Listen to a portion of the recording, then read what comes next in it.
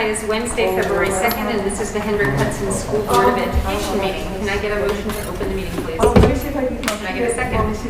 All in favor?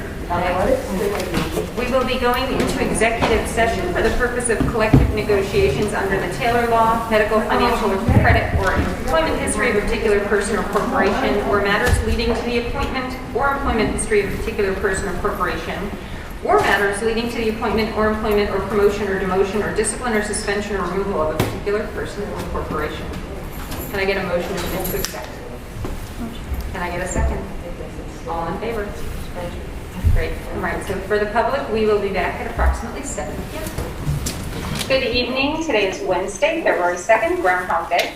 And this is the Hendrick Hudson School Board of Education meeting. The board has just left our executive session and we're now back in the public session.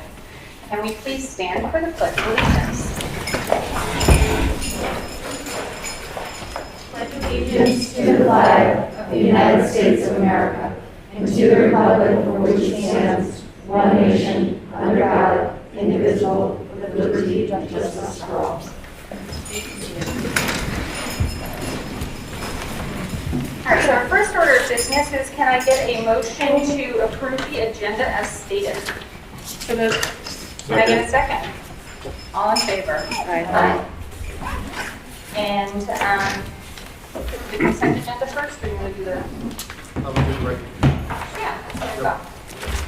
I'm going to invite up our Director of Athletics, Mr. Baker, who's going to introduce some special guests that we'd like to recognize tonight. We have our varsity girls volleyball team coach and coaching staff and members of the Class B state runner-up, Section 1 champions with us tonight. And just a quick story before I introduce Mr. Baker and have him start speaking. I had the opportunity to spend the entire weekend before Thanksgiving in Glens Falls, where the team was playing. And it was such one of the more rewarding experiences I've had as superintendent. They take the Glens Falls Civic Center and they take their hockey arena and they lay down all sorts of different flooring, and there are 3 volleyball courts happening, 3 volleyball courts spread across the ice rink, and 3 matches happening at the same time with whistles and spikes and balls going into the crowd and all sorts of things. And one of the neatest experiences was that our team obviously was there representing Section 1 Class B, and Walter Panis was there representing Class A or Class A? Class A. And when our team was playing, or when Walter Panis wasn't, or vice versa, our fans were cheering for them, they were cheering for us. It was really unique because they are our arch rival. If you've been to a Panis and HUD volleyball game, either at Panis or here, it is packed, it is madness, it is crazy, and it was so cool to have each school community cheering for one another, and it was legitimate, and it was a really heartwarming experience. But our volleyball team finished 2nd in the state. That is quite a feat, and we want to have Mr. Baker bring up coaches. Thank you. Good evening, everybody. Thank you for having us. It's really nice to have a full house here of some of our student athletes and their families that are here tonight. I also think it's a nice little bit of a unique twist on it that, as we present here to the board, that one of the former board members was one of those girls not too long ago on the volleyball team. And girls, just so you know, so Alexis Bernard, not too long ago, was a volleyball player just like all of you. And I said to her last night in the meeting, don't let her fool you, she was good. And she was a legitimate athlete, and it's really nice that the girls are here, not only in front of all the board and administration, but in front of a former player as well. I think it's a really nice time, so Thank you. Thank you, Alexis. So I'm here tonight to present our volleyball girls and our coaching staff. As Mr. Hochreiter said, you really took us on a wonderful ride in the fall. And as I said to you after we had that unfortunate loss to John Glenn, we have to look at the bigger picture. Hopefully now that you can reflect back on your season, the ride that you took us all on will be one that you have as a memory for the rest of your lives. Your connections with your friends and your relationships that you made with them, those are lifelong. And I think that one of the things that I look back on is that they really brought this team and some of our other fall teams really brought back a sense of community to the school after the last few years of having challenges of no fans in the stands or limited games or limited amount of times, no postseason. This past fall was the first time we ran full sectionals in the section. And as the season progressed, the crowds got bigger in the stands.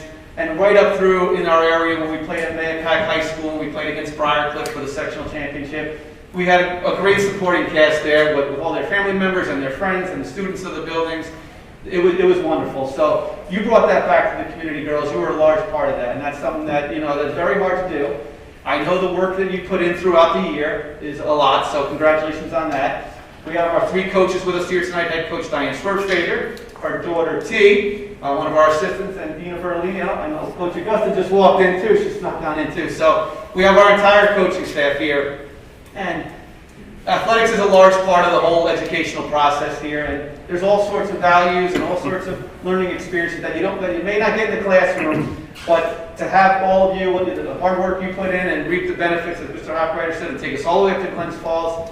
And yes, we had a tough loss, but you're going to look back on that as a fond memory, and I think it's great for you. So congratulations, girls. I do know that we have our two seniors on the team are going to come up and say something shortly, and then Coach will come up as well. So this time I'm going to introduce our 2 seniors, Franny and Mackenzie. Come on up.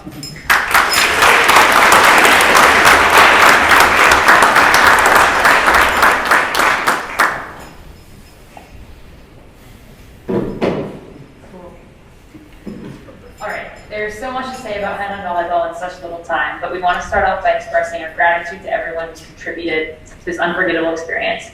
Thank you to all the parents for your unconditional love, support, and for always being our #1 fans. And thank you to Mr. Baker and Meg for all you do to look after us and ensure our safety.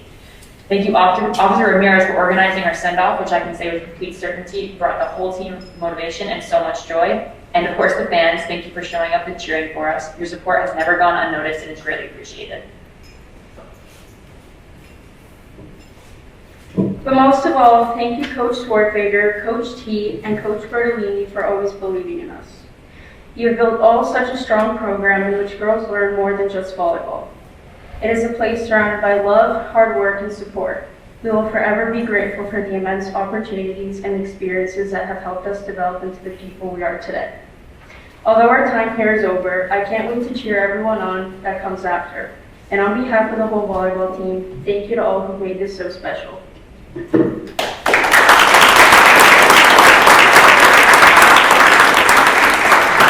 girls. At this time, our head coach, Diane Schwarzenegger, say a few words. Thank you.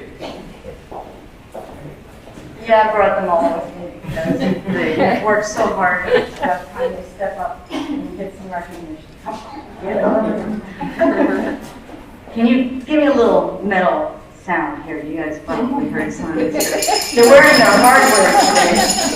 First place for section titles. You don't get any first place for region titles, but they also do have their state medals on, and I think that was pretty cool to wear today, so thank you.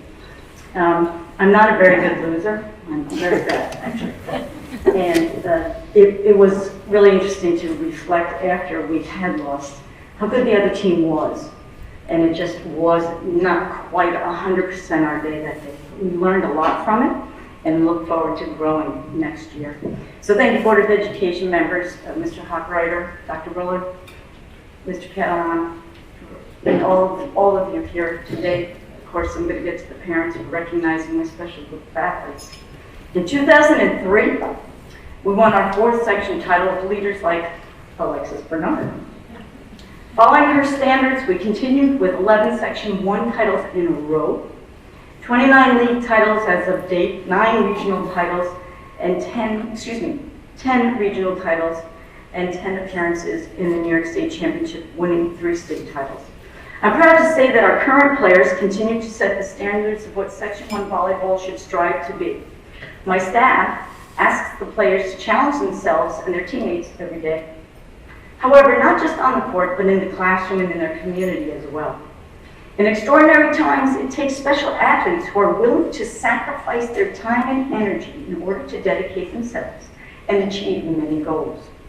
They accomplished another record-breaking season, winning a 16th Section 1 title and the program's 10th regional title. Led by Mackenzie Calhoun and Frank Soni, as well as Amaya Davis, our 3 captains, they demonstrated nerves of steel. The admirers commented to me that this was one of my smaller teams, if you measure by height, but they proved why sailors always measure by heart. They fought like a family, kept their distance from their friends, wore their masks, demonstrated respect to officials, which can be frustrating, right? And opponents, and fearing none. Never panicking, as they valiantly would come from behind to win. And by the way, we did beat Walter Panis 3 games to 2. Our fans were a huge factor in motivating our pursuit of excellence. Thank you to all who cheered them on. Thank you, parents, as you faithfully jumped on our ship and kept it sailing smoothly. Your support is critical to our continued success. Hugs and kisses to you every day. Thank you, Officer Ramirez, the Montrose Fire Department, and the Portland Ambulance Corps for the amazing send-off to States. The girls were screaming all the way to the county line. I promise you, my ears were still ringing from that. We must thank Claire Carey every year for keeping us well-nourished and always going the extra mile for all our athletes and coaches. Your healthy breakfast was a great jumpstart to our success. And of course, Mr. Baker, Mrs. Loretti, and Mrs. Grunner. We see and speak with you every day as you check to make sure all is well with our athletes and coaching staff. People really have no idea how phenomenal you are and how hard you work. Please know how very thankful we are to all of you. Coach Augusta, thank you. Coach Bertolini, they're kind of the same. Former standouts, of course, here at Hendrick Hudson in their own time. And for our program now as coaches for many, many years, I'm kind of losing track. As you nurture our younger players and you keep them shape ready for me. Your kindness, dedication, and support to each player is sincere and heartfelt.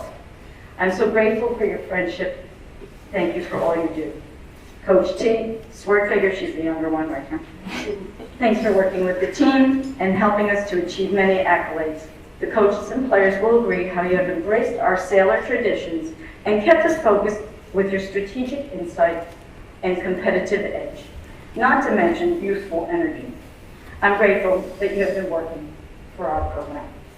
Ladies, I hope you're able to reflect on your accomplishments, and please know how proud we are of you.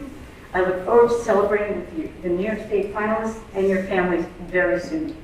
Every day is a great day to be a sailor. Thank you.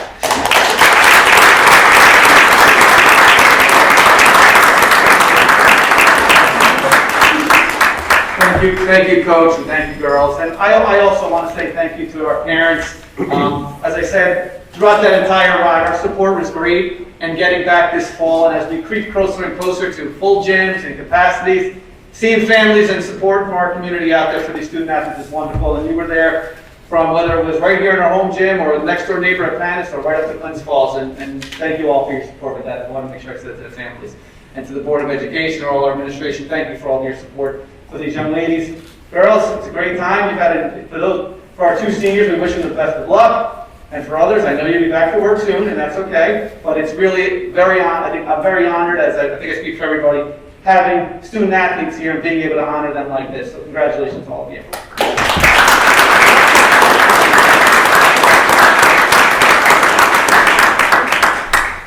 Athletics are such an important part of our school experience. Some of your best memories will be made on the sporting venue, whatever that may be, in this case the volleyball court.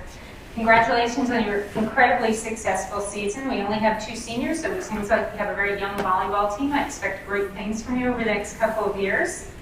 Thanks for coming out and joining us this evening. It's really wonderful to see some faces again. These meetings have been kind of lonely during COVID because we haven't had the chance to see a lot of our community members. It's really fantastic for you to come out for us this evening. And I'm going to offer Alexis a chance to say something to the volleyball team if she would like. This has been way too much about me. No, I just... Oh, my mic, sorry. Well, I don't think I'm on. I'm so proud to be part of the Board of Ed and sit here and watch you guys be honored tonight. It feels like just yesterday that I was in your shoes, playing with Coach Bertolini and Augusta for Coach Schwartfager. And Coach T was probably about yay high running around. Anyway, it's an amazing experience. I'm so glad that you've all been, fortunate enough to experience playing for Coach Schwartfager and Hen Hud. And I promise that the lessons that you've learned over the last few years will stay with you forever. Part of who I am is definitely because of Hen Hud volleyball. So I wish you all the best, and I will be there to watch the game next year for sure. Thank you all. Is my mic on? There we go. Can I just have the volleyball players stand up so we can give you a standing ovation? You guys will stand and we'll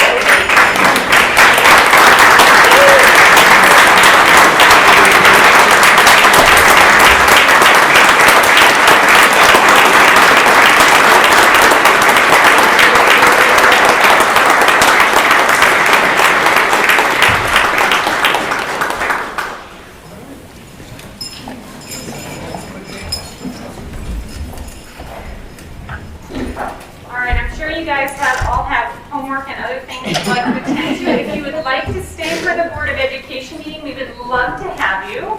If you would prefer to head home, now would be the time to do that. We'll give you a couple minutes to exit gracefully before we continue.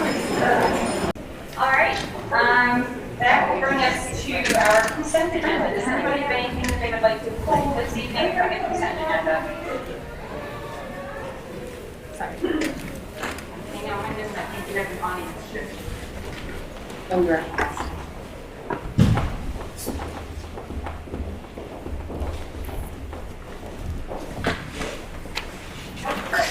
All right, so we have nothing to pull from the consent agenda this evening. Can I get a motion to approve the consent agenda as stated? Can I get a second? All in favor? Aye. Excellent. So there was one item that was removed from the consent agenda beforehand, and that is the HAGA MOA, Memorandum of Agreement, which means that we will be voting this evening on the teacher's contract agreement. And it's nice. Yeah, I'm just going to wait a minute because we have some more audience members arriving.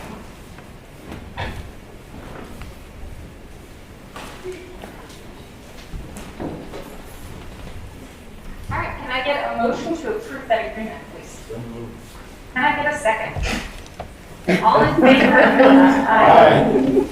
This is a great evening for us. I'd like to invite Ms. Rosen, who is the president of the HAGA, up to say a few words if she would like.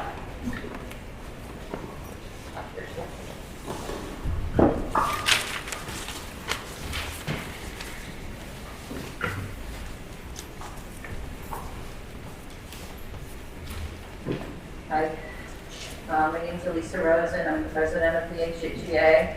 We're gratified that we've reached an agreement with the district that recognizes the value that HHEA members bring to the classroom. As educators, we love working with our students, their families, with our community. We strive to do our very best for our students each and every day, allowing caretakers to go about their daily business, securing their knowledge that the children are receiving a quality education and are cared for, even in the midst of a pandemic. I want to publicly recognize our HHEA members for what they do and for their tireless support and solidarity throughout the contract process. I've never been more proud of my union as I have been during our negotiations, as our members displayed their passion and commitment to both each other and to our schools. I would like to thank our community for their support, whether it's during our contract negotiations, during the pandemic, or on a random day during the school year. I can't express how much the support that the community shows for teachers means to each and every one of us. And I want to acknowledge the hard work from both sides during these negotiations. My hope is that we can grow from this experience and engage in a continuing collaborative partnership with you, our Board of Education, and our administration moving forward. When our educators, our administrators, and our elected board members work together, there's no limit to what we can achieve for our students, their families, and our community. Thank you.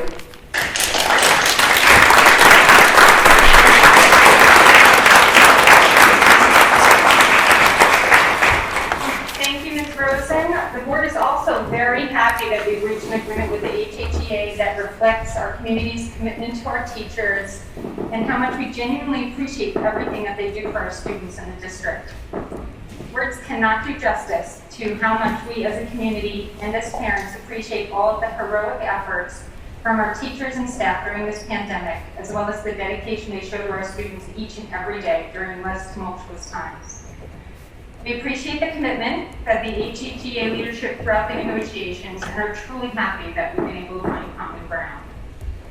The board agrees that we're stronger when we work together collaboratively as an educational community for our students, and we look forward to continuing our partnership as we move forward. We'll always strive to be one hand hug and sailors together. Thank you.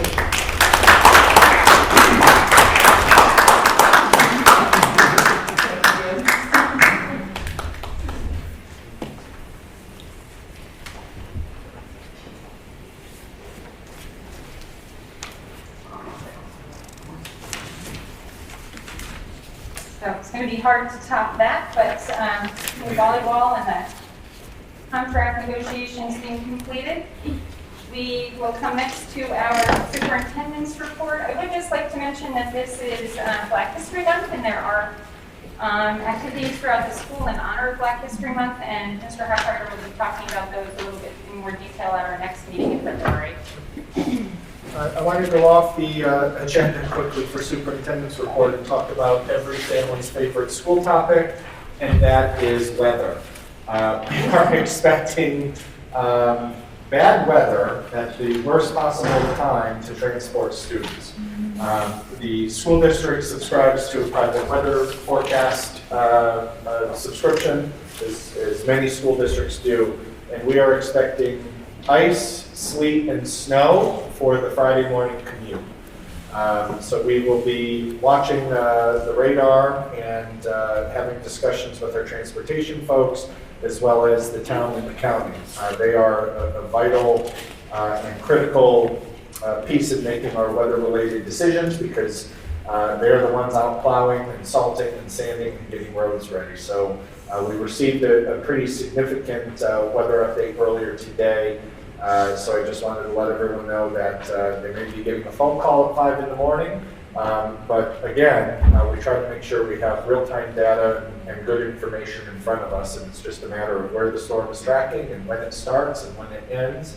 But all of these decisions are about whether it's safe to transport more than 2,200 students to school, and a majority of our staff don't necessarily live within our school community, and they have to get to work as well. So we've had instances where weather has been really treacherous to our north or to our west, and we've been understaffed, even though our school community weather wasn't as bad. So take a lot of those factors into consideration, and I know it's never easy to spring those decisions on families last minute, but we try to wait until we have really credible information, or we can observe weather taking place outside our window. So that was just a heads up. Will we be considering a remote learning day for that day, or will it likely be a delayed start or something? It likely would be a delayed start or a traditional snow day. The state has asked districts to use all of their snow days before they use remote days, and that is what a lot of districts, if not all of the districts in our lower Hudson region, have agreed to. There was one instance where, when we knew the high school was going to be remote because of COVID-related matters, the district did have a snow day, but we had already indicated that the high school would be remote. So that would be our preference. And also to give families as much notice as possible, so kids can have their laptops home, so teachers can prepare, because to be able to pull off a remote day at 5 in the morning is almost as difficult as actually opening your school building. So, if we knew that a pile of snow was coming and it was, all but decided, we have some lead time, like tomorrow, to get ready. That might be potential, but we just never know with these sort of weather issues.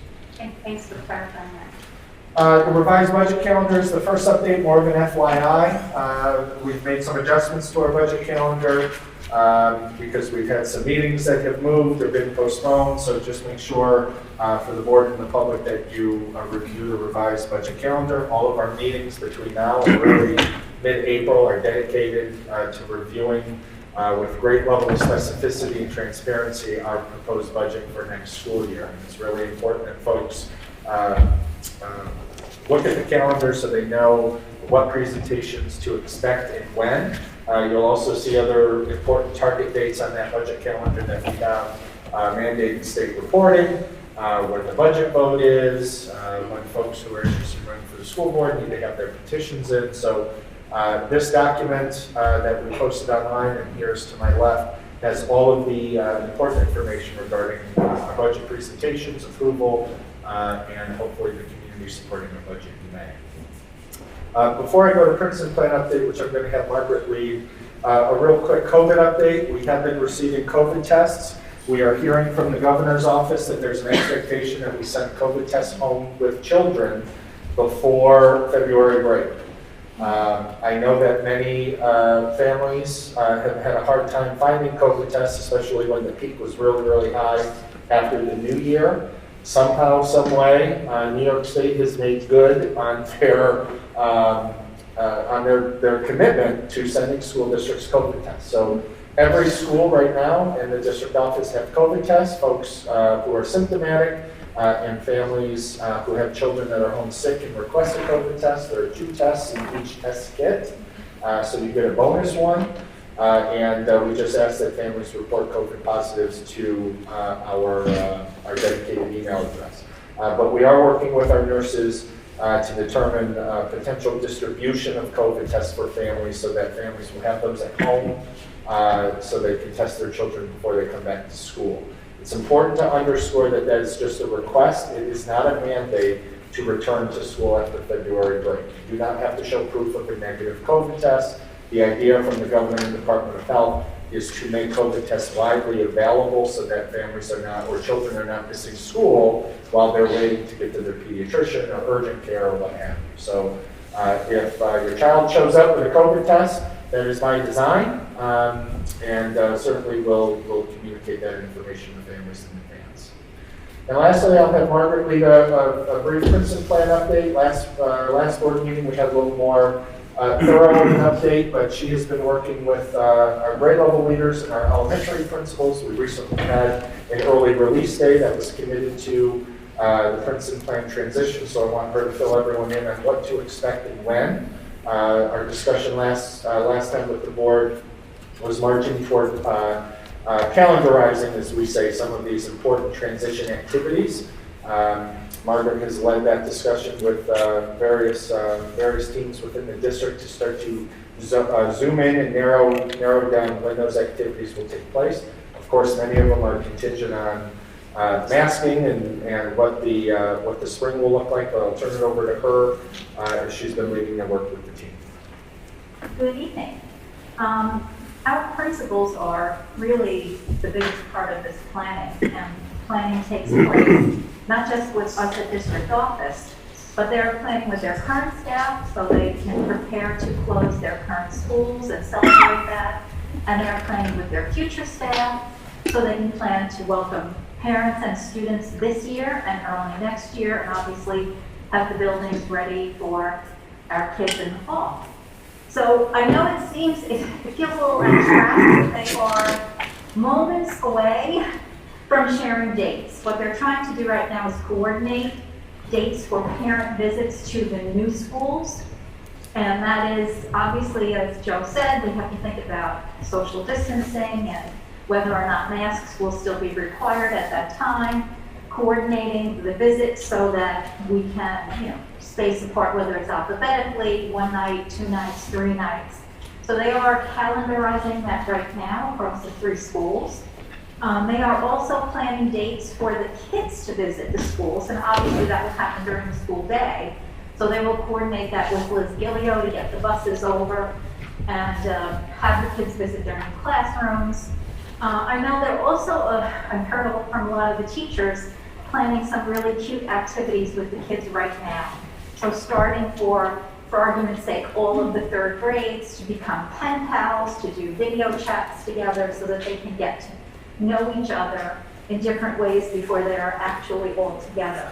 They're also looking at dates for closing activities, probably happening in June. Again, has to be coordinated across the 3 schools so that, everybody has a chance to be where they need to be. A little easier in June because like our field days, they will likely be outside. So we have a little less of an impact in terms of the pandemic if we're still under those conditions.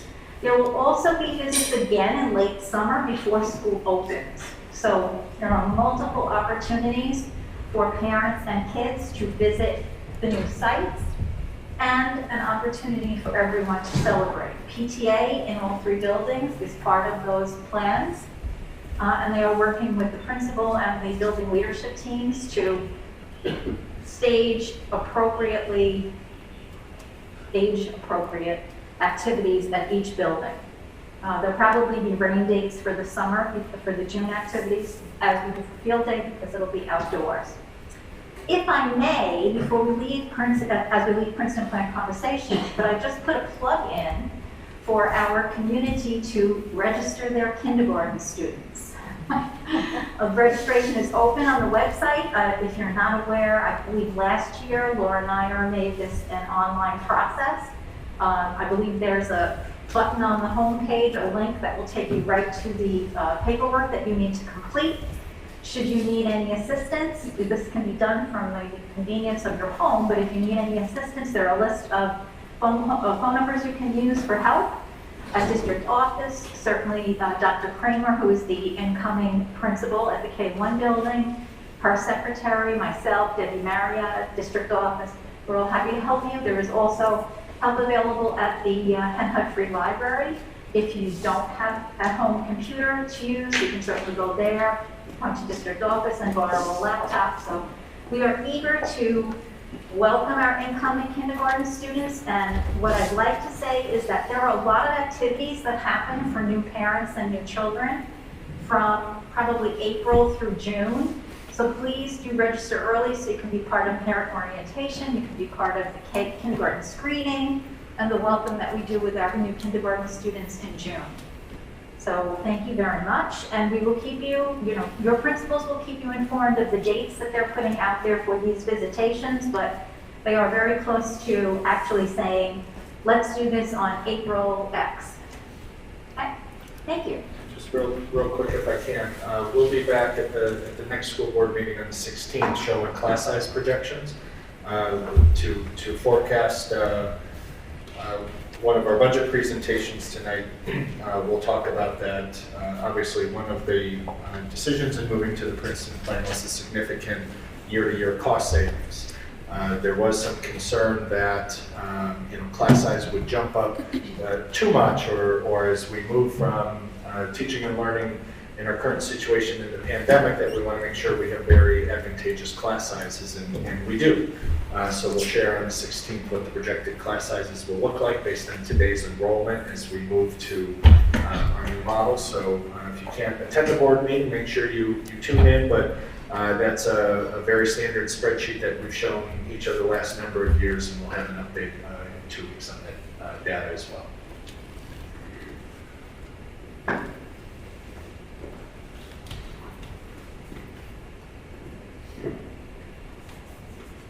I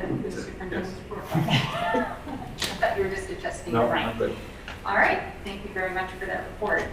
That will bring us to our presentations and discussions.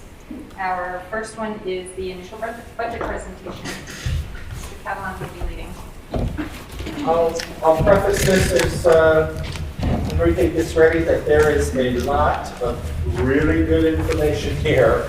And so we want to make sure we spend some time and attention on some really important slides. So we may not go in depth with all of them, but we want to make sure that we published all of the information. The Finance Committee has seen this document now twice, and has gone an inch wide and a mile deep. And then obviously we share it tonight with the board and the community. So I'll turn it over to Enrique to give an overview of preparing our budget for next year. Thank you, everyone. Good evening. First of all, I just want to say that I like to always show the arts This evening we just saw what athletics can do. Hopefully we can see in this presentation what our students from the middle school and high school can do in the arts department. I'm going to be talking better than just listening to me, at least you have nice pictures. We're going to start by talking a little bit about the background. We did very well last year. Last year we had $4 million in fund balance, and that was mainly due to the hybrid schedule and other expense reduction strategies.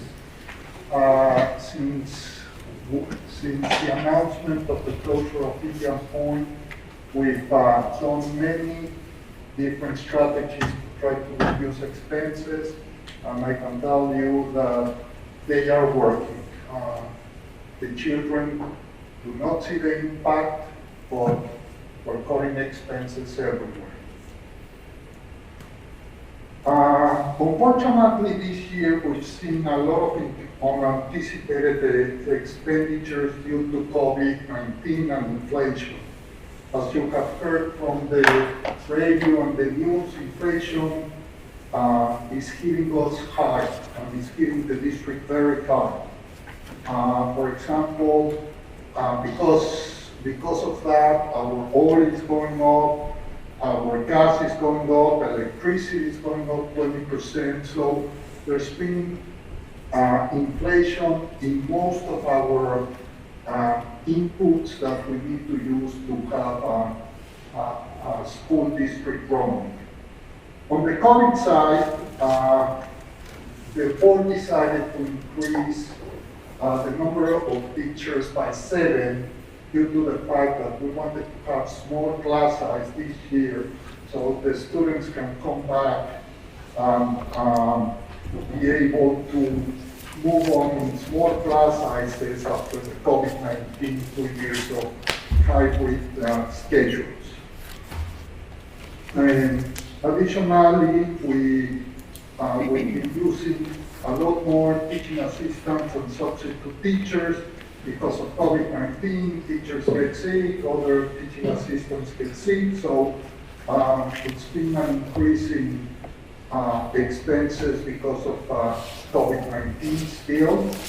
We have an increase in tax-salary costs, and we're still investing money in COVID-19 purifications. We're spending this year over $120,000 in filters and air purification, and we'll do the same amount for next year. Now I'm going to give a little bit of a background of what's going on with Indian Point.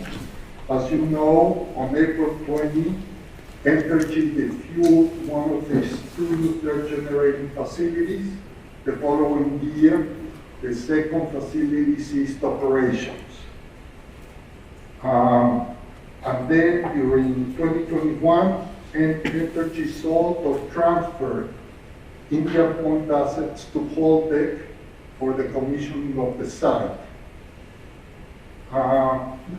Last year, the school district negotiated with Holtec a 1-year pilot for next year, in which Holtec will pay the school district a pilot of $4 million, and we agreed that we would have negotiations for the following years, but at least just in case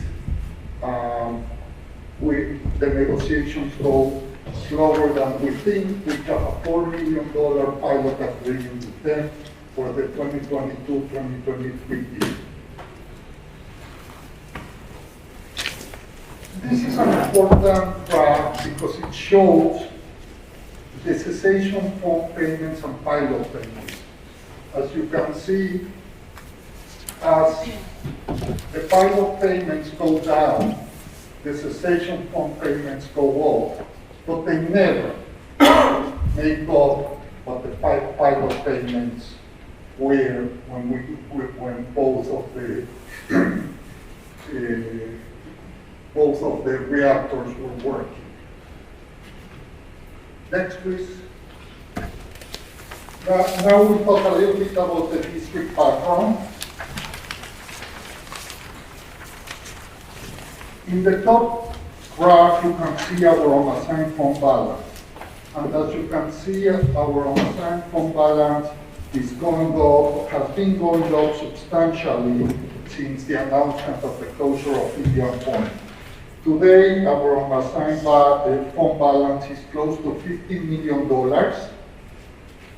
In the horizontal line, it's the 4% maximum that we are supposed to have in fund balance based on state regulations. And obviously, we're way above it. So as you can see, on the one hand, we're lowering the expenses, we're tightening the payout, and on the other hand, we're using those savings for the future, because we're going to need them in the future. The government funds total fund balance also have increased substantially. Government funds, if you remember, the school district has 5 governmental funds. The most important is the general fund, and it's the operating fund, but we also have lunch fund, capital fund, cafeteria fund, and federal funds. Next, please.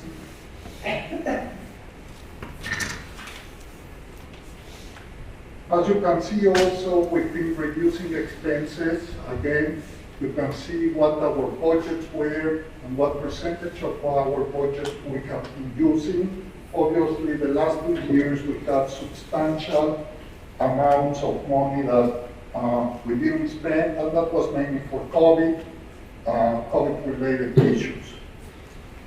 In the graph below, you can see the cessation fund payments. The cessation fund payments are totaling $64 million, and they go 80%, and every year they are reduced by 10% of the amount that we lost over a certain point.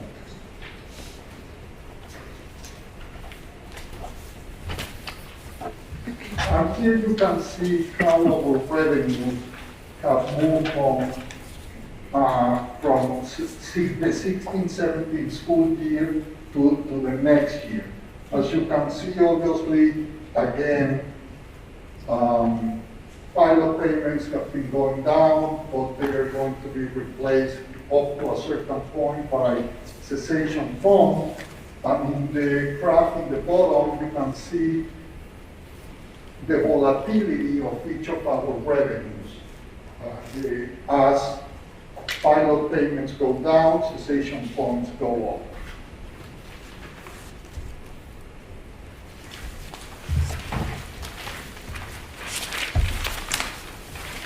Now we're going to talk a little bit about revenues and fund balance. Our revenue projections, as you can see, our proposed tax levy represents the biggest part of our revenues. The second one is still pilots, and then it comes to cessation funds and state aid.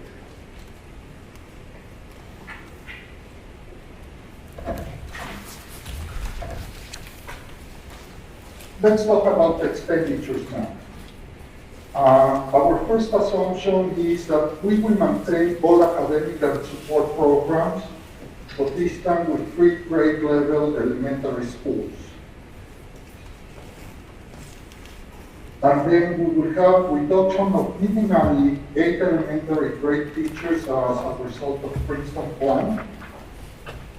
We are assuming that we will not have recurring COVID expenditures besides the investment in air purifications.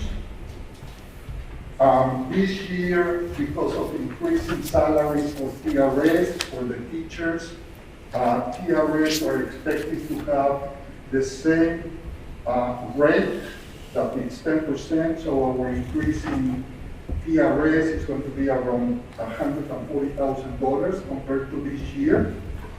Also, our increase in Social Security due to an increase in salaries is going to be around $190,000. The biggest increase is health insurance. Health insurance, unfortunately, the consortium has had a very bad year. For 2 years, we were doing very well because of COVID. People did not do any additional or non-urgent surgeries, so the pent-up demand happened last year. So our health insurance premium will increase 8% next year.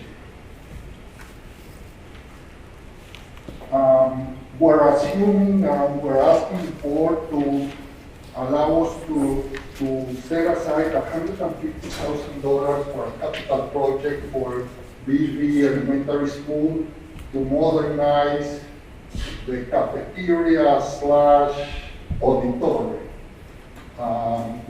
We're already talking to state aid, where we have some plans, and we will plan to do it in the 2023 summer. Lisa needs an increase of 3 special education teachers, and the reason is that we're having more and more students from other districts coming. So even though it's a higher expenditure, we're getting the revenues to pay for it. And finally, because of our overfunded program in workers' compensation, there's going to be a reduction of about $35,000 in our workers' compensation account. Here you can see the biggest increases. The biggest increase is salaries. We will have an increase of approximately $3.3 million in salaries. Health insurance, an increase of about $750,000. PRS, an increase of about $300,000. Social Security, about $260,000. Workers' comp, an increase of $35,000.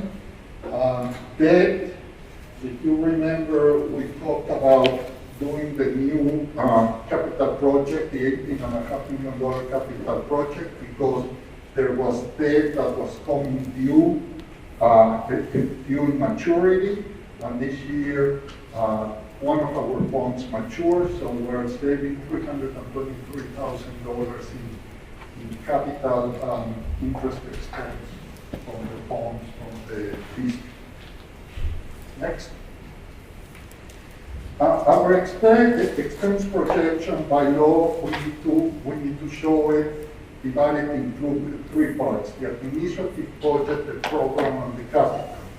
On the administrative budget, there's going to be an increase of 2.4%. Our program budget will increase 3.4%, and our capital project will decrease 1.7%, for a total increase budget of 2.7%. As you can see, instructional budget represents the majority of our expenses. We target instructional projects to represent 80 or more percent of our total expenses. This year is around 80.7%. So what's our preliminary budget? I always like to give you a range, a lower end range and a higher end. Our preliminary budget goes from $85.1 million to $80.6 million. This year our range is a little bit bigger because as our settlement with the teachers, last year I didn't put any extra money to pay, and the settlement it includes an increase for this year. So I don't know, I won't know until April, May, if I would be able to pay them for money for this year or next year. So by the time we close the budget, I will be able to have confidence either way. That's why the lower end and higher end are, about $1.6 billion. The budget from last year was $84.3 million. So our budget increase is between it's going to be between $850,000 and $2.3 million, which represents an increase of between 1% and 2.7%. This will bring the preliminary tax levy of between $50.1 million and $50.8 million, compared to $48.4 million last year, and that will represent an increase of between 3.5 and 4.9%.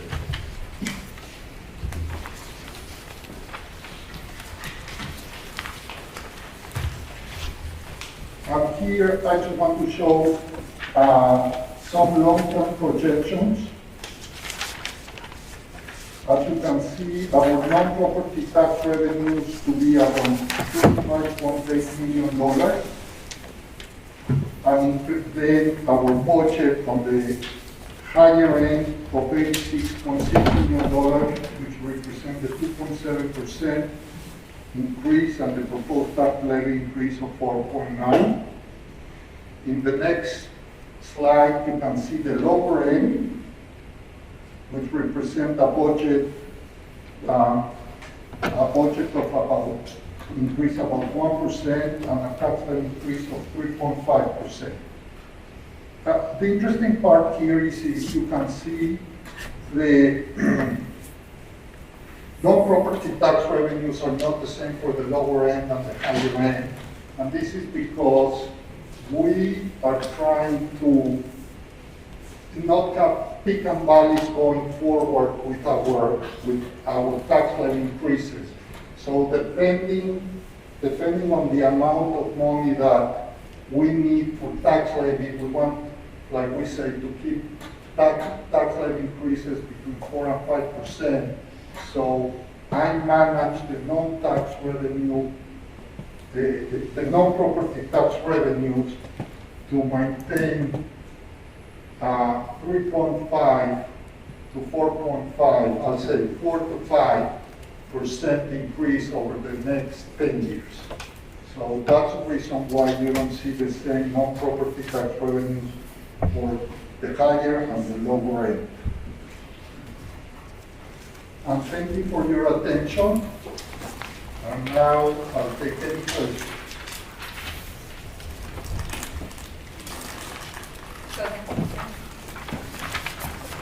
So the Mike. The funds that we received for the additional teachers for COVID, the ARPA funds that we received. Those funds we are going to receive it for this year. Okay. Those funds will come this year, not next year. Okay. So when we receive those funds, those are reimbursement funds. So I need to have the expense. Okay. If I get those funds before April, then with those funds I'll be able to pay the increase in teacher salaries, and then I will go to the lower side. But if I don't receive them this year, then I need to pay them next year, and then I have to deduct them from this year. So the problem is that I don't know when I'm going to receive it, and that's why I need to be very careful, because the difference between a school district and any company is that when the community votes, they vote for the maximum amount of money that they allow the district to spend. So if I don't get that money, I might need to cut people, even though I have the money the following year, because I got it. But if the community said, I'm only spend X amount, I cannot add those $700,000 that are getting to the federal government, because I'm limited on the amount of money that I can spend. And that's a problem. And is there anything that we needed to do in order to qualify for those funds? We already did. Margaret and I submitted it on time. They've approved everything, but we don't know when the state will actually send us the check. Okay, so the requirements were administration Everything. plans, okay. Yeah, they were approved, so it's just a matter of spending it, showing them that we spend the money, and then they'll reimburse it. And the problem is, for us, is that most of the money we're spending it in teachers. I cannot show them the total expenditure until the end of the year. If I send them the expenditure today, I haven't spent the payroll for the teacher between February and June. So that's why I'm a little bit afraid, and it's something that it has never happened before. So we'll use more fund balance if needed, but then I'll get the money back. And so we received 7 additional teachers. So when we talk about in the presentation about reduction of minimally 8 elementary teachers, is that inclusive of the 7 that we received from this, or we're back to our baseline? Is it our head count today with those 7 additional teachers, and we have to take, your budget includes cutting? I'm budgeting calling the 7 additional teachers, and based on that, the needs of if the board decides to lower the class size in the elementary schools or not. As I'm budgeting to here, I did not budget still. I only budgeted from last year to today 9 less teachers. Okay. So if we had 100, now we have 107, we're minusing the 8 from the 107. And remember, the 7 additional teachers, they don't come from the general fund, they come from a federal fund. Right, okay. Two different sizes. Those, exactly. And then from the pilot, what other pilots do we receive besides? We receive another 4 pilots. Okay. It's called Resco Pilot. I don't know if you remember, about 10 years ago, we had some negotiations with Peekskill, with the city of Peekskill and the Peekskill School District, because there's a pilot that goes exactly in the industrial part of Peekskill, goes exactly in the middle from Hancock and Peekskill. And we received about $2 million from those 3 pilots. Okay. So that makes up the difference Yes, from the that makes up 4 the to the difference. 6. Yes. Okay. That's all I had. Thank you. Got my glasses instead of my mic to talk. Does anybody else have any questions? Lisa? Enrique, if you could just address the state aid and the changes that are happening with state aid, and how those are going into your recommendations or your projections. After I made this presentation, we received the legislative round. So everyone understands, first, the legislator puts together their budget for school districts, or the total budget, and then they negotiate with the governor about, how much to add, how much to take, usually it's to add. We received those rounds last week. These are not included here, so let's make it very clear. We're getting about $1 million more in state aid that has absolutely nothing to do with Indian poverty. So our state aid is going to be $1 million more, probably more depending on pre-K, and I will leave it like that because Margaret and Joe will make a presentation the next board meeting. So with this amount, my projections of state aid without taking into account that we're going to be a poorer district without the $24 million from energy, were between $200 and $1 million less than what I was expecting at the top of getting the state aid for because of the wealth ratio. So I'm very optimistic that when that happens, I mean, Joe and I have been going to talk to our senators and our legislators to see if they can do it earlier, because it takes 3 years. But very few districts have seen such a wealth ratio that moves that much. So we're trying to explain to the legislator that this is not the typical 2% increase in wealth ratio or decrease. We're talking here 20 to 30%. But if it doesn't happen, it will start happening for the 23-24 school year, because it takes 3 years from the first reduction of pilot. So then, just to make sure I'm understanding, so it could be 23, 24, worst case scenario, before we start seeing that significant increase in school aid, correct? Yes, but in the Because of the wealth. 23, 24 is only half. Because it's only when the reduction of the first year of the first reactor that closed. So for this to take full amount, it has to be basically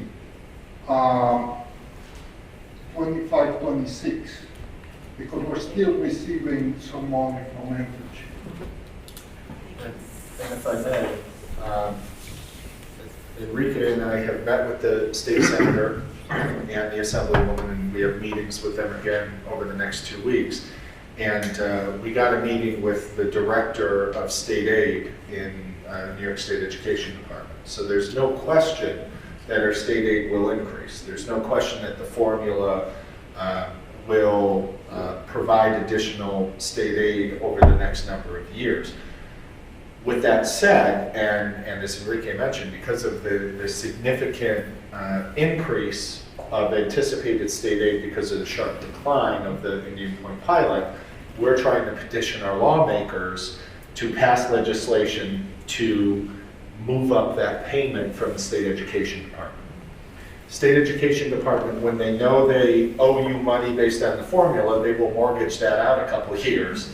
But if you owe them money, they will take it without telling you. So there is a legislative route to try to accelerate the state aid. And we've asked the Assemblywoman and State Senator to consider that, and we'll be following up with them later in the month.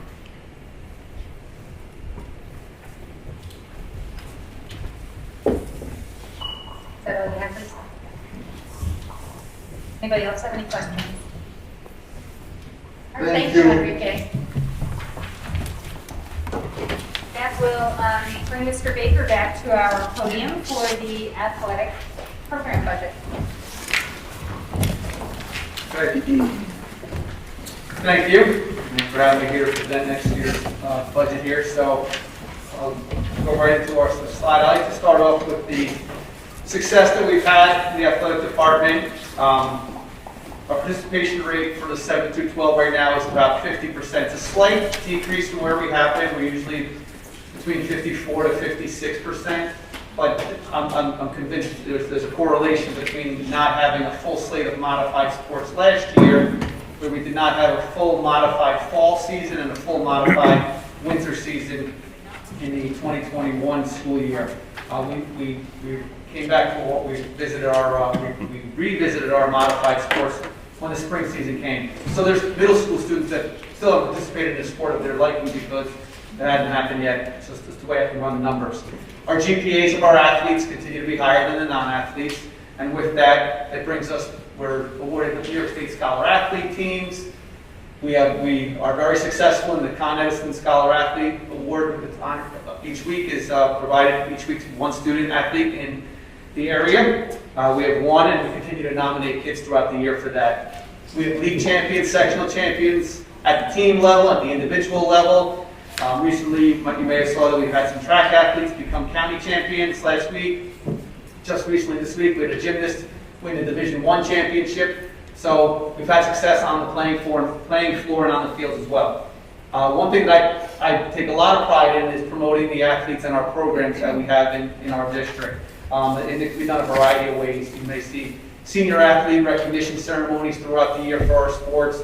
Our annual Hen Hut Hall of Fame weekend this year was a big hit in the community when we inducted our first responders, our veterans, and our doctors and medical personnel in the community. And we had a really packed house here on a Friday afternoon before a game here. So they were delighted to come back. Many of them were alumni coming back and supporting us in that matter. So the Hall of Fame weekend continues to be an area for that matter.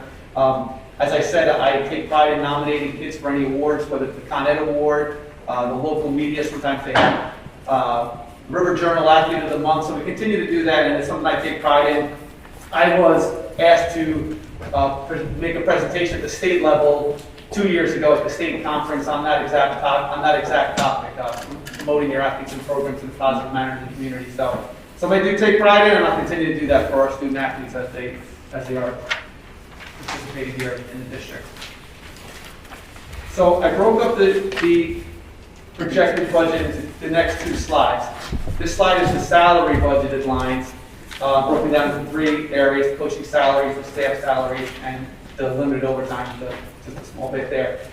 The coaching salaries, I want to touch base on that percentage increase there because it is normal. It's at a little higher than normal. It's the 2% contractual increase for that matter, but it is a little bit higher, and that is correlated to the merged programs that we have. So currently we have 4 merged athletic programs. Our boys and girls swim programs are merged. Our ice hockey team is a merged program, and our gymnastics team is a merged program. And specifically in the past, the girls swim program at Croton has been one where in the past few years we reciprocated their athletes coming to us in the form of skiers, but now, and then we would be there in girls swimming. They don't have any more skiers with us. So therefore, us just having the girls swim in there, we have to put a little bit to contribute to that salary there for that coach there. So that's where that increase comes in. The staff salaries are correlated to myself, Meg Reiner, and Nicole Loretti in the athletic office, and that's a contractual increase. And then the overtime, which applies in the summertime to some. It always happens in the summer. Inventory comes in, all our new supplies come in, reconditioning of certain uniforms. So before COVID, it was always around 2,000 to 2,500. This year I went down to 1,500, so I'm looking to go back to the $2,000 that we'll probably need. It's usually only used in the summertime as we prepare for the upcoming Easter Scholastic season. Any questions on that slide there? Okay. Next slide's got a lot more to it, so I'll put it out. So as I said, this slide has a lot more. And I definitely want to talk in detail to some of the lines that we have here. The equipment line, we're going to keep as is. So it's $10,000. We have ample things that we need to get for that we'll be able to handle with that. So we're going to keep that and keep the total line on that one. The next two I want to talk to kind of together, the supplies and the contractual lines. So the supplies line is exactly what it is. It's our supplies. It's all the balls that we have to get. It's all the equipment that you might have for a particular event going on or a particular team. The contractual line applies to, a lot of that goes to our reconditioning, which is any piece of equipment, hard equipment that we have in sports, whether it's catcher's equipment, lacrosse equipment, football equipment, any hard piece of equipment, I have to get it recertified every year for safety reasons. So that's a large piece of our contractual line. Anything in regards to tournaments and invitationals comes with a cost to that. So if a track team participates in a specific type of games like this recently where the Hispanic games at the Armory, there's a cost to that too. So all of that goes into that matter. The increase that you see, the 7,000 and the 8,000 along with the percentage, that's only the percentage increase from this current year to next year. But if you go back 2 years to my budget, those numbers, the 61,245 and the 64,300, that's identical. So it would be a 0% increase from where we were pre-COVID till now. So that's an important piece from that. So thus, coming back next year in terms of sustainability, you're not going to see these numbers like that. We'll be able to maintain that. So I was able to this year saved some money for us and reutilized a lot of the inventory that we had in terms of supplies. And with the contractual piece, and I'll speak to the reconditioning piece of the equipment, we didn't have modified football last year, which was 30 to 50 kids, depending on what year we had. So none of those helmets had to go out for recertification and saved a lot of money on there. So we had money that we were able to save there, so I'd save that money this year, but we're gonna need that to go back to the numbers last year. So again, I think that's an important piece, that the 2-year piece there would be a 0% increase. The BOCES line is one I also would like to speak to a little bit in terms of detailing that one. And as I go to my monthly meetings with my peers, they are all learning how the BOCES line is applied to the athletics, because it can get detailed on you and there's a lot of different variables that apply to that. So again, for this line, you might, the $12,785 increase is really out of our control. So to give you a snapshot, we are Hendrick Hudson. We are a part of Section 1 athletics. There's 11 sections across the state. We are Section 1 athletics, and Section 1 is governed by the Southern Westchester BOCES office, and that's where it's housed out of that. So with the housing out of the Southern Westchester BOCES office, there is a Southwest BOCES office fee, and you are assessed that fee depending on the size of your school. So we are a Class A school for most sports, and there's a fee for Class A schools, and that fee for next year will be $21,108. It's actually about a $1,300 increase from where we were previously. So that's one piece of this BOCES line. The next piece of the BOCES line are the Section 1 fees, and this comes from a base fee of $500, and then you get assessed a fee depending on the number of teams you have. So for any varsity team you have, you are assessed a fee of $325. That's per team. So the current rate is $225 per team. It's the first time in almost 15 years that rate has increased to $225 per team. So the $100 increase per team with 27 varsity teams, that's a $2,700 increase for those Section 1 fees. And again, that has not been applied. There's been 0 increase in the last 15 years approximately. We also get assessed a merged team fee. With 4 merged team fees, the increase goes from $112 per team to $200 per team. So it's approximately $100 for those 4 teams. So when you put those Section 1 fees together, the increase is approximately $3,500 there. And again, those are assessed fees from the BOCES office, from the Section 1 office. I did confirm today, as I met with the Finance Committee last night, that number, that $225 per varsity team, hadn't gone up in 10 to 15 years. I think it's closer to 15, if not more. And the expectation is it wouldn't go up next year at all either. So again, in terms of sustainability, I don't see that increasing it there. The next piece of the BOCES line, it's the largest piece that we pay for, is BOCES assigns officials to all the games. So officials are outside contractors hired by BOCES, and then they are approved by BOCES and assigned to our games. Anytime we have a home game, we have to pay the officials from our line. We're in charge of paying the officials for that. So for myself, what I have to do is I have to basically project all the potential home games for all of our programs from modified up through varsity, and project how many officials will be on each game and come up with a number. And there's an officials contract with BOCES, so we have a varsity official next year is $126 per game, JV is $103, and modified is $95 per game. So when you take all of our teams with all the potential home games, it's about a $76,000 projection for paying of officials. So that's a large piece of that right there as well. And again, that's a contractual obligation with that. And then there's 2 more pieces to the BOCES budget line. There is sports billing, which is minimal. There are a handful of sports that's usually cross country, winter track, skiing a little bit, bowling, wrestling. You'll get assessed fees at various times throughout the year, and it could be altogether maybe $5,000 to $6,000. But again, that's not an increase for us at all in that regard for my projections. And then the last piece of the budget line are BOCES program/software that we can get into an agreement with them, and as we save the money with the BOCES services there, and those might be our Family ID vehicle. So for those of you that are registered your student athletes preseason, that's a Family ID. I get that through BOCES and save some money there. Our Impact program, which is the concussion management program, I get that through BOCES. There is also, and then one of the largest pieces for us, which last year was a large increase to us, but it's been a very popular piece for us this year is local live.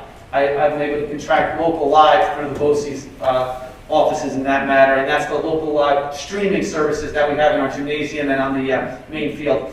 And it's the kind of joke I have with all the coaches, because every day after all the games I get the local live report and I can actually see how many viewers, so I call it their TV ratings. I let them know who's done very well and who needs to do a little bit better in terms of getting some ratings for us. So, and it is very nice to see that there's sometimes 200 or 300 people in our community and probably from neighboring communities that are checking in as well on that. And I don't handle the camera. A lot of people think I'm the guy that keeps in charge of the camera.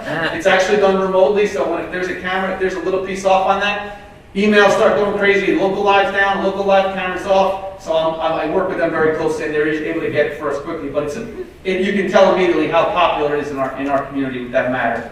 So those 5 pieces, the Southern Westchester BOCES office fees, the Section 1 fees, officials fees, the billing per sport, and then the programs, go directly to where we're at next year, which is the $146,653 for BOCES. And as I said, that $12,000 increase really comes from the 2 increases that BOCES and Section 1 is imposing for the sport fees.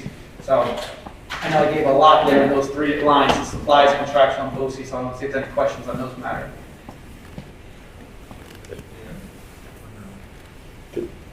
We're going to save questions for the end if that's okay. It's easier for the viewers to see the presentation all together. Not a problem. Going down the lines here, the chaperone line, I have an increase of $3,475 for a 5.3. As Mr. Hochreiter alluded to, if you come to a Hen Hut Panis volleyball game, if you come to a Hen Hut Panis any game, it could be crowded, it could be madness, and it could be a large amount there. We've had large crowds coming back here in the fall when we had no limit on our capacity for the spectators. The current winter season, although as we went through the COVID there and the numbers rose a little bit, we limited it a little bit, but we've now opened it up and it's been a very popular piece. It's nice to see our community back out there. Those chaperones and security team are a vital part to the athletic department and the success of it, and just having events run smoothly. As I said last night to the finance committee, a lot of times emotions run high after games, and it's important sometimes having whether it be a security guard, a chaperone, or a staff member on site, walking officials to their cars, teams to their buses. It just helps things run smoothly. And one of the things I said last night as well is that next year we will be in a much more localized league. Most of our sports, our league next year will just be Hendrick Hudson, Panis, Lakeland, and Peekskill. So more localized brings more crowds brings more people, more emotions, and we just need the need of more chaperones. And when you have teams like our volleyball team or our girls lacrosse team, the further you go in sectionals, more games, more crowds, more chaperones needed. So that's why I felt that small increase there was needed as well. The last 2 lines on this slide, the transportation and the building overtime, those 2 lines I worked directly with Liz Gillio for the transportation line and Anthony Merlini for the building overtime. So they gave me those numbers. The transportation one, full disclosure, when I prepared this one a few weeks ago, I came at $100,000 for next year's, which is a 2%. Liz Gillio may come in $1,000 or $2,000 higher than that, depending on her projections as she prepares her budget down the next few weeks. And then the building overtime, Anthony Merlini and I just kept that at 2%. I do work closely with them as we try to be fiscally responsible for both of those lines. The transportation, whether sometimes we'll do drop-onlys at large events, whether it's an all-day Saturday event. If we know that there'll be parents there to take all their team home instead of having to pay an overtime fee throughout the day, if our drivers will do a drop-only. So we do that often. We try to maintain the fiscal responsibility as much as we can. And then the next slide is just basically a summary of the previous 2, the total contractual and the total non-salary. So most of the increases, specifically the ones that are contractual and the BOCES ones, are really out of our control, and then the supplies and contractual athletic lines are really just getting us back to a full season of interscholastic athletics. And then my next 2 slides, I've touched base on all these. So these are all the line increases specifically that we had. I wanted to make sure it was in the presentation for community members to see it. So the next 2 slides are those line increases that I spoke about. I spoke a little bit about being fiscally responsible. It's something that I continue to do. I work with Mr. Catalan throughout the year, making sure that we are doing that. even as much as checking and saving as much inventory as we can on a year-to-year basis. I haven't increased the equipment line, and as I said, working with Liz Gilio and Anthony Merlini as in transportation building overtime is something that I clearly do every week. We continue to offer ample opportunity for our kids. So we are now 31 different varsity programs for a total of 64 teams. So there continues to be a lot of opportunity for them, whether it's an individual sport, a team sport. I think we have a lot to offer here for the number of students that we have. And I always finish up with the saying, and I give this credit to our veteran coach, Coach Dutch Briggs. It's a great day to be a sailor. That's what he said every day, so it's kind of stuck with us. He gets the credit for that. So thank you very much. I know we have some questions. Yes, thank you for that very thorough presentation. And it seems our sports programs are way more popular than our board meetings, looking at the numbers of viewers. I know, Bill, you had questions. Can you elaborate on the BOCES? It seems, we talked about it in the Finance Committee last night, that the BOCES, some of the fees per team are going up substantially. Could you elaborate on what BOCES is giving a cause for such large percentage increases? So yeah, as I said earlier, so we get when it comes to the Section 1 fees, it went from $450 per school to $500 per school, so we start with a $500 fee. From that, you get that raise that I said from $225 per team to $325 per team. I did follow up today with Section 1 office. That number hasn't rose in close to 15 years. And one of the biggest reasons that Section 1 has to implement these, as we all are having to battle, is navigating the costs of COVID and the post-COVID years. For instance, the volleyball team that I had to take up to states at Glens Falls, in previous years, we would put 4 girls to a room and do that. Now, in post-COVID times, the Section 1 teams at advancing states are 2 players per room, so it's double their room size. So Section 1 has to prepare their budget for next year and all the teams that they have to get prepared for states. That's one specific reason for that matter. Busing is another one, getting an extra bus for a state team that may go up. For instance, our wrestlers, if we have anybody advanced to the Section 1, there'll be a Section 1 wrestling bus, and I know that they have not crammed down the people onto the bus for that matter. So in post-COVID times, Section had to implement some extra costs due to situations like that. Those are 2 big correlations. But I think more than anything, it goes back to the fact that there hasn't been an increase for that in the last 15 years. And as I said, I keep saying it, I don't expect that increase to happen again next year as well. So it'll be nothing at all if something minimal. Thank you. And you were talking about officials going up also. Do all districts purchase the officials through BOCES, or is that something you can contract directly? Yes. Contrary to what many people think, they think I hire the officials. And when they're not happy with them, they come and say, the guy you got was terrible.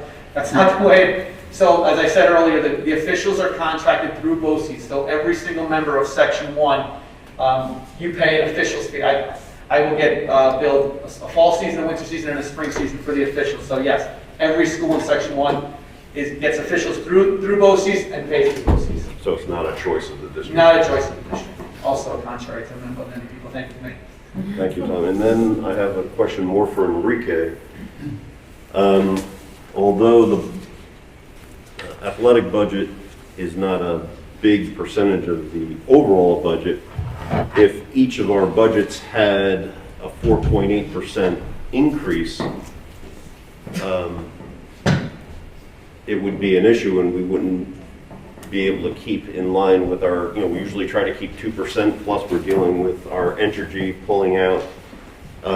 Is this in line with your overall budget and already accounted for, even though this is a much higher percentage than hopefully, what our overall budget's going to be?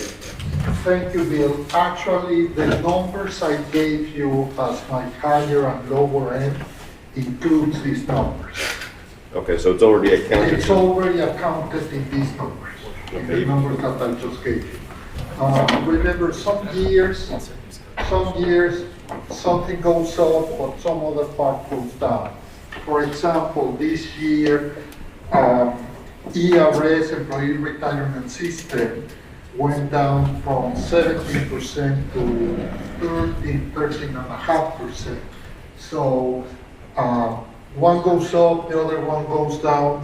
but definitely we looked at every point, no question that if everything goes up 4.8%, we would have to fund some programs. But so far, like I said, this is included in our budget, and our budget is a 2.7% increase. So it's part of it. Okay, so it's already Yeah, fits in and it's already paid.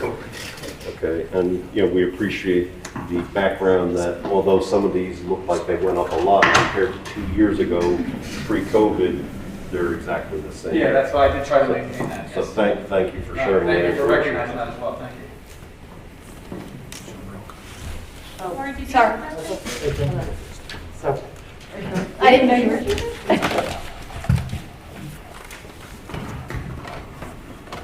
So yeah, I agree. I think that's very fiscally responsible, but I'm just wondering if we're seeing inflation, what are we not getting that we did get? If everything is going up in price and we haven't added any more money to equipment and supplies, are our athletes, our students not getting something that they should, like, or how are we making those cuts if Are you asking like for this past year, how I cut it down this year or moving forward? like going forward? So equipment this year is 10,000, next year is 10,000, cost for everything is going up.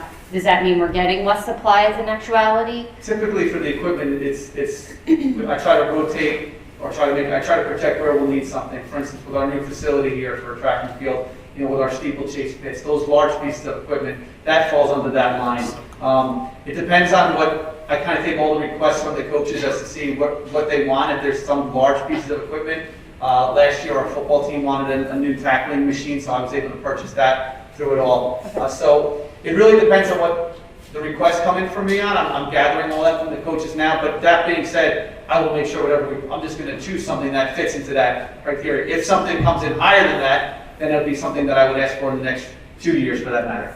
Okay, That nobody's asking for something that you really had to say no for. No, not yet. Like, I'm just wondering, if we got uniforms every 3 years, are we going every 4 years now to cut the budget? That's kind of what I'm asking, is that what we're doing, or we're just? Well, yes, so even like all those, where I cut back on the supplies and the contractual pieces, we're really are detailed with our inventory system and what we have and what we can reuse for next year. So to the point where if a softball coach asks, I want four cases of game balls, if I know I have 2, I'm just going to get 2 and maybe for that matter. So there's nothing at this point in time where we're not getting because of our budget. We're able to handle almost all of our requests and needs for the programs, that's for sure.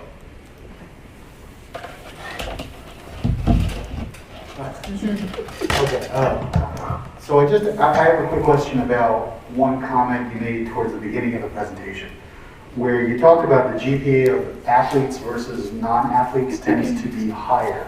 So this is not necessarily a question for just you, it's also for Dr. Roller and Mr. Hochreiter. So what is it about the athletic programs that would give someone an educational advantage that would raise their GPA? And if that is the case, because I've never seen these stats before, what are we missing for the non-athlete students that is not providing the incentive for them to get equivalent GPAs? A great question, and I'll give you the answer that the kids give to me quite often. We have a non-eligibility academic policy to all of our extracurricular activities, and I work closely with the coaches and trying to devise strategies and to try to keep kids off of that list. That's the idea, and keep them and moving forward with their grades. I have kids all the time saying, Mr. Baker, my grades are so much better when I'm playing a sport because I know that list is coming out, and I know I have to, and so sometimes it's pure motivation from that individual knowing that there's accountability from a non-eligibility policy for that matter. They will say to me, they'll come sometimes to myself, a lot of times they'll come to a coach saying, is there anything you can help me out with? We've had student tutors, I'll say, we set that up through some of our programs and work with kids, but they come to that knowing that they don't want to be that one on their team saying, I have to sit for the next 2 weeks because of the academic eligibility policy. So I think that's a direct correlation from my end. So that's a great comment. So the question is, for students that are in the arts, or students that are going to extracurricular activities, why are their GPAs lower? What incentive should we be providing to them to want them to raise their GPAs? In other words, it seems like being an athlete gives you some sort of different incentive why are we not applying that philosophy to the rest of our students? It is an extracurricular policy though. That applies to all extracurricular. Any extracurricular activities, This is if scary, you're in but- play, if you are in the chess Drama club, the club, drama I'm club making is some of big. them up now. So maybe this breakdown is not fair then, right? Because you're saying GPAs of athletes versus non-athletes, but it might be athletes versus students in the arts versus students, why are you saying no? I think it's purely athletes that he's talking about. Right, right. But I've never ran extracurricular versus non-extracurricular students, if that's what you're asking. Okay, it was very striking to me to see that, because I'm sure there are a lot of other students that are doing very well. that are not athletes. Absolutely, absolutely. It doesn't mean that they're not there, that's for sure. Okay. All right, thank you.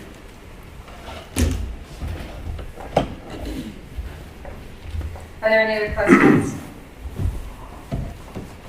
There seem to be some concerns about the increase in the non-salary budget lines, given our overall budget. It's still a very modest increase in dollar amount. Are we all okay with these increases, even though it's a higher percentage than we usually target for? I'm assuming that the Finance Committee is okaying this budget and recommending it.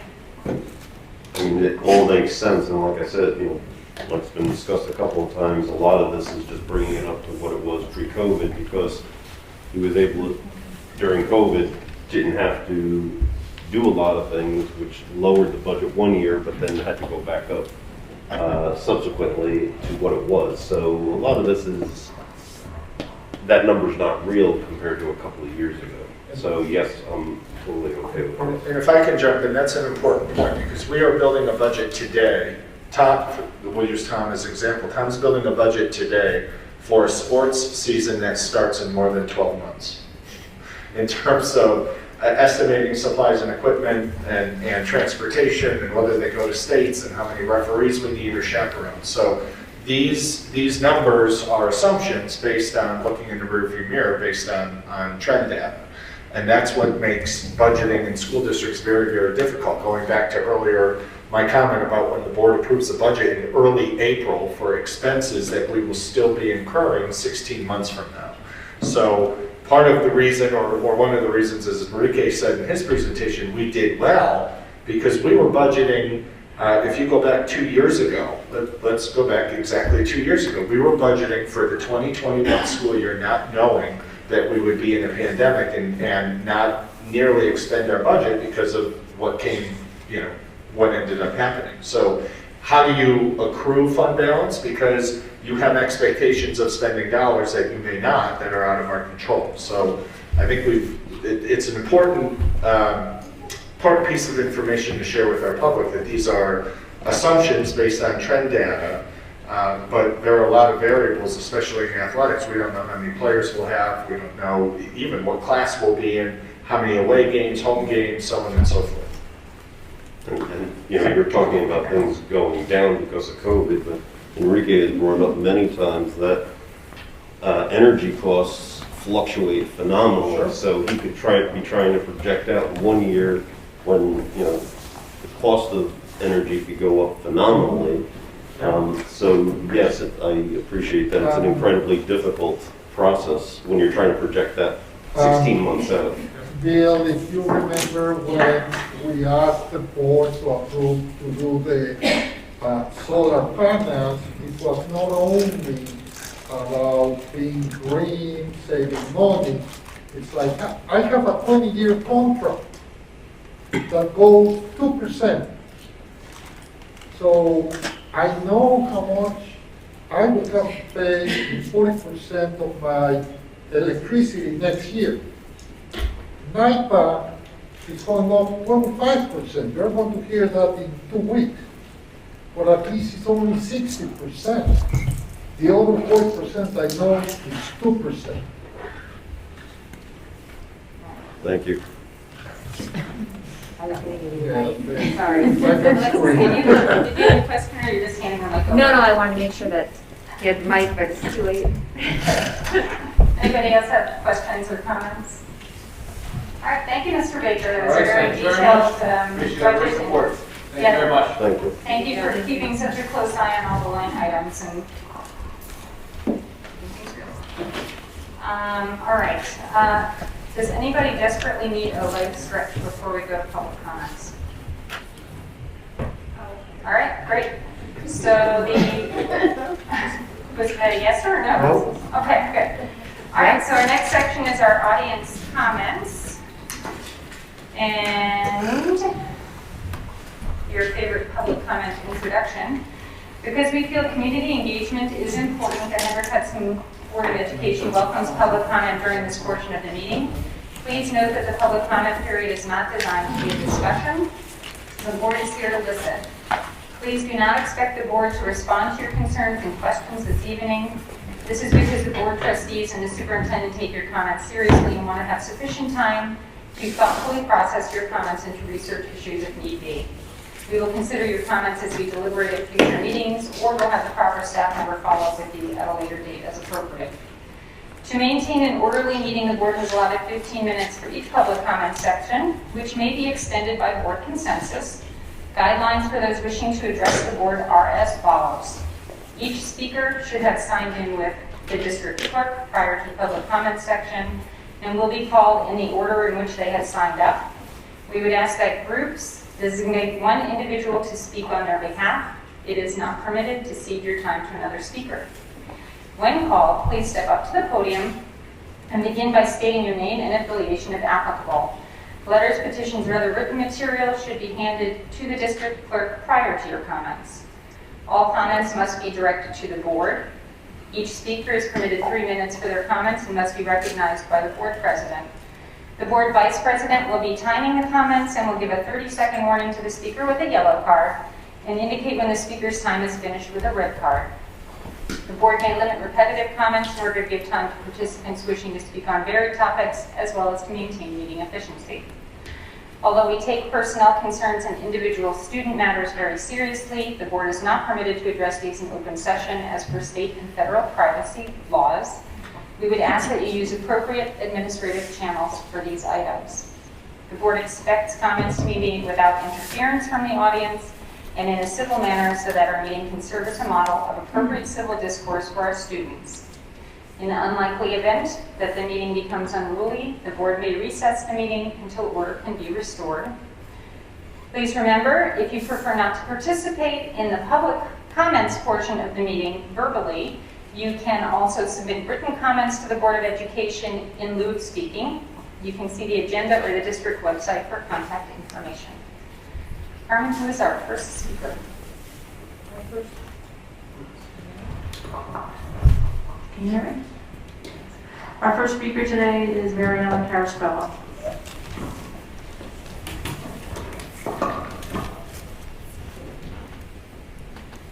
Smile, it's not that bad, guys. Good evening, Mariella Caraspello. At the last board meeting, I discussed the pandemic in regards to school-age children and the Princeton plan. Their delayed education, their mental health, anxiety, and the fact that the school year has been anything but normal. The follow-up was that these were my opinions. Actually, I presented facts and statistics. The reason a majority of you don't care about anything I have to say is because they are not your children. They're not your children, and certainly not your children. They're my children. They're her children, and his children. I am tired of hearing that children are resilient and that you will offer resources to help any mental challenges that we will face. If we have the opportunity to prevent these challenges now, why wouldn't we? Children do not carry the weight of this pandemic the way adults can. The teachers are seeing behavioral problems now. Children crying in class, having anxiety, wondering if their parents will die of COVID, and watching their friends be walked away for quarantines. But sure, let's ignore these problems and just create more. We are in an academic crisis. Children are 2 grade levels behind on reading levels. The Princeton Plan 1 and 2 year transitions will lead to more learning loss. I completely understand that Princeton Plan was a benefit towards equity and balancing classroom sizes. I get it. But the challenges and issues we are facing with this pandemic are so much larger. The foundation of our schools has been rocked, and we need to build back up a solid foundation. At the last meeting, there was also mention of the timeline, or more importantly, that we don't have one. Due to the pandemic, there's still so much that is unknown, and we cannot commit to a timeline. Well, school is all timeline. Teachers leave in June and students arrive in September, no matter what. Will we be able to have orientation, tours, and social? Mind you, I couldn't even drop off teacher snacks at my kids' school. Do you expect teachers to cut their summer short to start earlier than the normal 3 days? Or will you start school a week later when all the camps are over and no one has childcare? Let me present some more facts. Teachers were supposed to get classroom assignments January 1st. It's February 2nd and they still don't have. The safety teams were supposed to tour buildings and that still hasn't happened. Pods were supposed to be supplied. There are no pods. On Mondays, teacher had 3 hours to pack boxes, but how are they supposed to pack boxes when they still need their supplies to teach? And the boxes that are packed are piled up in children's classrooms, causing obstructions. BB construction was said to be conducted during winter break and spring break. Now all the construction has been pushed to the summer. Do we really think we will get everything done before school starts when we are already delaying construction 2 weeks? Sounds to me like another high school auditorium. And with shortages of materials in our nation due to the pandemic, I would expect more delays. You, the district, cannot guarantee that we will be ready in time, and that scares us. We are still in the unknown of this pandemic, and to try and implement a new initiative is completely reckless of the district. We need to err on the side of caution. Well, your time is up. Because you cannot confirm that we will be ready. Thank you. Thank you, Alexis. We are setting ourselves up for failure. I ask again that you delay the Princeton plan by 1 year. I may be standing up here alone, but I am not alone. I have been asked to speak on behalf of the parents that are working late. No, I was asking you guys to just let her finish. Oh, There's a I'm lot sorry. of people here with her, and I think they would like her just to finish. We have to stick to the 3-minute rule so that I'm we're fair speaking to to the parents everybody's that have no sitters, that don't have the energy or the strength to stand up here anymore just to be Carol, I'm not ignored. playing favoritism. I'm Thank asking you. her just to finish her speech.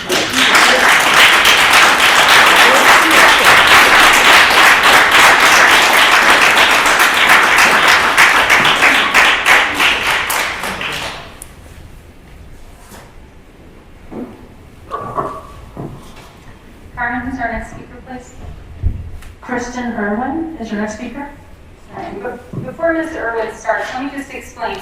The board sticks to a 3-minute rule for everybody so that we are not favoring one person's comments over another. It's not that I was saying that you were favoring Yeah, but Mariola's in the comments. spiel that we read, it says that we can request for them to finish. All I wanted her to do was No, it finish means, speaking. it says that we can extend our public comments, period, not each public Oh, comment. so there's no speaker's choice. time. They have to stop. No, right. We So can't that just they're- accept no. that they have So a that few they're- more words. Exactly, so we're fair to everyone. Mariela's spoken here many times, she knows there's a 3-minute limit. Yeah, but you know, when I'm speaking for 30, 40, 50 parents, 3 minutes isn't enough. I timed mine and mine is 2.5 minutes. Oh, sorry, that was supposed to. Okay, whenever you're ready. Me, okay. Thank you so much, Dr. Roller, for the comments earlier. Mr. Catalan, thank you so much. That was really enlightening. As you pointed out, there's a lot that we don't know about the springtime, and so it's very hard to make these big plans for the fall. From the 2021 U.S. Surgeon General Advisory on Protecting Youth Mental Health, I read, quote, "The pandemic era's unfathomable number of deaths, pervasive sense of fear, economic instability, and forced physical distancing from loved ones, friends, and communities have exacerbated the unprecedented stresses young people already face. It would be a tragedy if we beat back one public health crisis only to allow another to grow in its place. Mental health challenges in children, adolescents, and young adults are real, and they are widespread. Please delay the implementation of grade banding 1 year. We're asking our second graders to go to a school for 1 year and go move back. As Lisa pointed out in the previous meeting, moving students to then move again is detrimental to their health and learning. You're forcing the drastic change of our school system, and our youngest learners are introducing and how our youngest learners are introduced to their greater community for pennies. Please let me explain. When we speak of the budget, we speak in millions of dollars. this is a large amount that makes it difficult to hold in our heads. So statistically, let's bring the concept down. For every $100, we're implementing grade banding to save $250. So you're saying the board would like to put 10,000 pennies on the table and save 250 of them by moving our youngest learners around in a format that not one of the top 15 schools in the county utilize. No other top county school in the county utilizes this. And this is 2 orders of magnitude difference. That's for the STEM teachers out there. This is significant, okay? So I do ask that you make everyone's job easier by delaying at least 1 year and reconsidering. Think with your heart and delay the start. Thank you all for your time.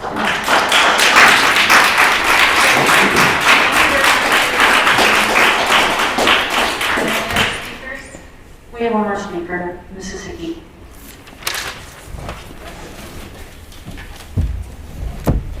Hi, I just have one quick question. I know we hired, you said 7 additional teachers, and I believe, Margaret, that was from the COVID relief funds. Are they on a 10-year track? Or when we have to use the COVID relief funds by 2024, are we getting rid of those 7 elementary school teachers? Because if we're getting rid of them, let's just say they teach 15 kids per class, that's 105 students, roughly, that are going to increase class sizes.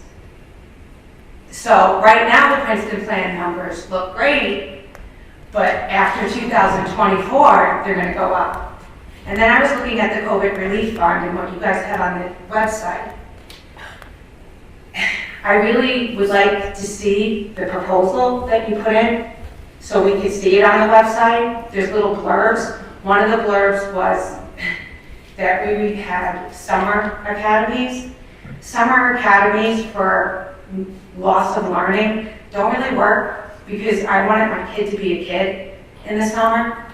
I was thinking maybe we could have some after-school programs. And now I'm going to talk about mental health. I have a 5th grader. His last school year, Margaret, as a normal school year, was when he was in 2nd grade. So although he's this tall right now and has a mini attitude, his coping skills are that of a 2nd grader. His anxiety, and now I'm going to talk as a high school teacher.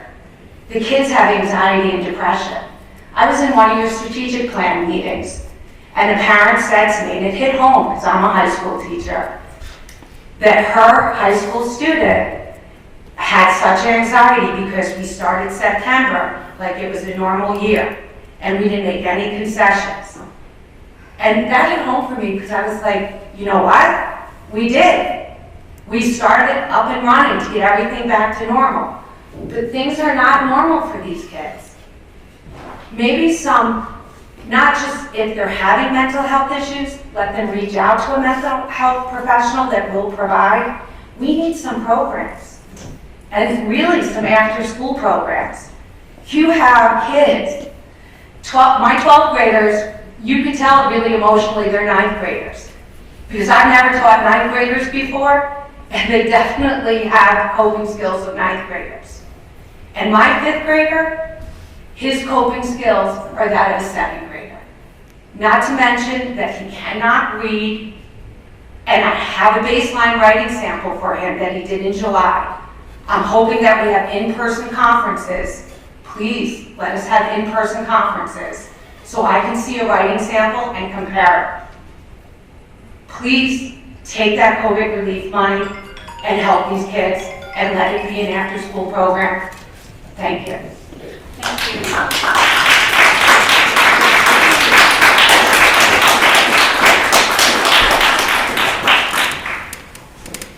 There are no agenda items. Okay, thank you. That brings us to our committee reports. Obviously, we've heard a lot of what the Finance Committee has been up to. Do we have any other committee reports? Yes. Today I met with the technology leadership team for a full day retreat. with the primary objective of working on parts of the 3-year technology plan. It was an incredibly valuable and productive meeting. We were working on specific pieces of the technology plan, starting off with the vision, then going down to goals, then going down to action plans. The group was made up of,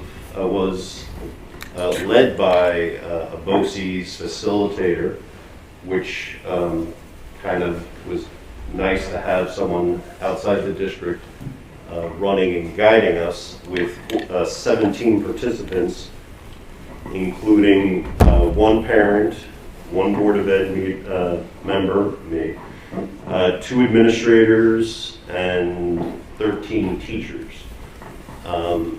And it was nice to see everybody working very honestly and openly together to move technology in a positive direction for our district. I think a lot of good came out of it, and not that the work is done by any means, because it's going to break out into smaller groups to work on the specific pieces that this group started. But it's a great step in the first step in the right direction. So. It's great. We look forward to hearing more about the progress as it comes along. Anybody have any questions for Bill about his full day meeting? Thank you. Yeah, thank you for taking the time to do that important work. Anybody else have any committee reports? Okay, any board comments for new business? Lisa? The actually New York State School Boards Association has created a voter voice letter that I wanted to let our board members and the community know about. It is to help encourage, it's with regard to the state budget. And it addresses various points that NISBA is recommending that we advocate for. And so if people are willing to sign that, I believe the district is going to put a link to that up on the website. Yes. Yeah. Okay. So it's a voter voice letter for the state budget, and just information about that and things that we'd like us to advocate for. And it would be really helpful if trustees would consider signing it, most community members, because we don't need to have that much money coming in. The other thing that I wanted to just report on really quick was this morning there was a live virtual capital conference that I attended. It was about a 3 or 4 hour meeting where we got to meet with Shelley Neer, who's the head of the education committee for the Senate. And also we heard from Dr. Betty Rosa, who's our New York State Education Commissioner. And they were going over again the budget and talking about their feeling, or their take on what's most important to them versus what was put in there, and the way that we can hopefully come to an agreement on things. But it was very enlightening, and there will be a meeting tomorrow as well that I'm going to with our local legislators and local people. So, you know, it's really always budget time for the governor's office as well as us. And it's really important to be involved and to know what we're doing, how we can help. And there should be a recording of the Capitol Conference available to board trustees in the next couple of days. I was able to attend a short bit of that, but not the whole time. Anybody else have any? Is it possible when that comes up that you can send an email out with a link to it so that you don't all have to go looking for it? Great, thank you.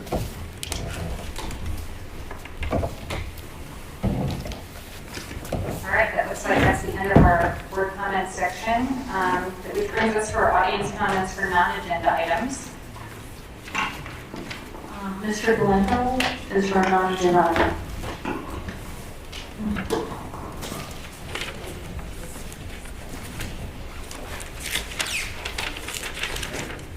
Good evening, everyone. I'm a parent of a first grader and 2 rising kindergartners, twins that are registered. So at the January board meeting, I had a bit of a revelatory moment listening to Mary Ellis and Passion comment, and I sort of realized that the full-time attention of the school district is focused on the implementation principle. For instance, there's really no room for error on a seamless transition, and progress is severely disrupted by the pandemic, which is understandable considering circumstances. We're behind, and we have to get it right. But that's really when it clicked for me, that the school district doesn't have time to focus on endpoint pipeline safety matters. And it's just not something that could be in focus while we're going under a complex reorganization. So execution and risk is on that for everything from student well-being to bus routes, and it has to be right. So no wonder that my outstanding questions on safety have been hanging in the wind for months. I've been telling you directly that my wife and I are anguished about sending my daughter to BV, given its proximity to a very high risk pipeline as well as the demolition. I've asked for daily positive assurance of safety before the kids board the buses, and continuous environmental monitoring and independent review. I've asked for the facility to be tented during the demolition. I've asked for the gas lines to be closed while heavy equipment is on top of them. And no matter how disciplined the process, things could go wrong to catastrophic consequence. So who am I kidding to think that in the case that BV is contaminated or something is terribly wrong, that we could be making an emergency plan for what happens if we have to shut the school? We have to get BV right. So really what I'm asking here is a couple of things. So I think we should close BV while the demolition is going on. I think it's a recognition that the school's location means there's absolutely no margin for error while they're tearing it down. So personally, I'm ambivalent about the Princeton plan. I don't have any problem with it, but I just don't think kids should be in the building. And on the bright side, you save $150K not boring under the cafeteria. So, and then the second thing is that the community needs a passionate and undistracted advocate on the decommissioning oversight board. Tom Condon, who's the chair of it, has already told me that he's not going to put a anti-parent on the board to be a passionate advocate and push those with power on it. And I think that's a great mistake. So, Joe, I'll be a little direct, and with all due respect, I think a bigger fish to fry with restructuring the school district. I'd ask you to consider giving your seat on that board to somebody that has the time and really to be a bulldog on the committee, invest the time and ask the tough questions of those in power. Really, at the end of the day, I don't feel represented on that committee, and we need to be, because it's really gravely important to everybody in this community that we're focused on safety of everybody. So, at the end of the day, I hope you'll take these considerations to heart and think about them. Thank you.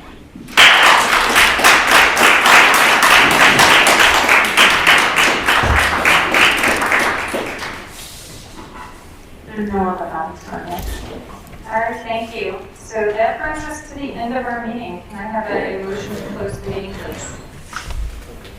Can I get a second? All in favor? Our next meeting will be in 2 weeks on February 16th. Thank you.